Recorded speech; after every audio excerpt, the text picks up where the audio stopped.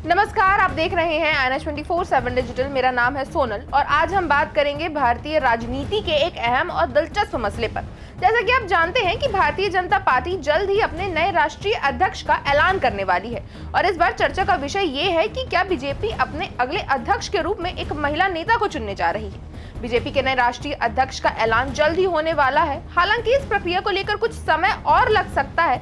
Party के संगठनात्मक चुनाव की प्रक्रिया पूरी होने के बाद ही औपचारिक रूप से नाम की घोषणा की जाएगी। इस वक्त बीजेपी के अगले अध्यक्ष को लेकर राजनीतिक गलियारों में चर्चा का दौर जोरों पर है और खास बात यहाँ ये है कि इस बार पार्टी अपने अलग अध्यक्ष के रूप में एक महिला नेता का नाम सामने ला सकती है। बीजेपी के सूत्रों की माने तो इस बार इतिहास में पहली बार ऐसा हो सकता है कि बीजेपी का राष्ट्रीय अध्यक्ष कोई महिला बने।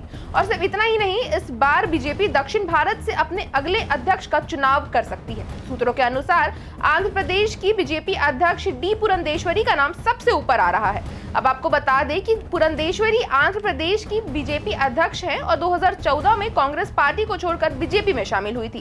बीजेपी में आते ही दुग्गुबती पुरंदेश्वरी ने पार्टी के लिए कई अहम जिम्मेदारियां निभाई। उन्हें दक्षिण भारत की सुषमा स्वराज भी कहा जाता है। वहीं 5 भाषाओं में पारंगत है वो, जो उन्हें दक्षिण भारत में बीजेपी के विस्तार के लिए एक मजबूत उम्मीदवार बनाता है। बीजेपी के सूत्रों का कहना है कि अगर डी पुरंदेश्वरी को पार्टी अध्यक्ष बनाया जाता है तो ये बीजेपी के लिए दक्षिण भारत में अपनी उपस्थिति को मजबूत करने का एक बड़ा कदम हो सकता है। लेकिन सिर्फ डी पुरंदेश्वरी ही नहीं, बीजेपी के नए अध्यक्ष की दौड़ में और भी बड़े नाम शामिल हैं। इनमें एमपी के पूर्व मुख्यमंत्री शिवराज सिंह चौहान, केंद्रीय मंत्री धर्मेंद्र प्रधान, केंद्रीय मंत्री भूपेंद्र यादव और बीजेपी नेता विनोद तावड़े का नाम भी चर्चा में है। राजनीतिक जानकारों का मानना है कि बीजेपी दक्षिण भारत में अपनी सशक्त उपस्थिति बढ़ाने के लिए वहां के एक नेता को पार्टी का अगला अध्यक्ष बना सकती है।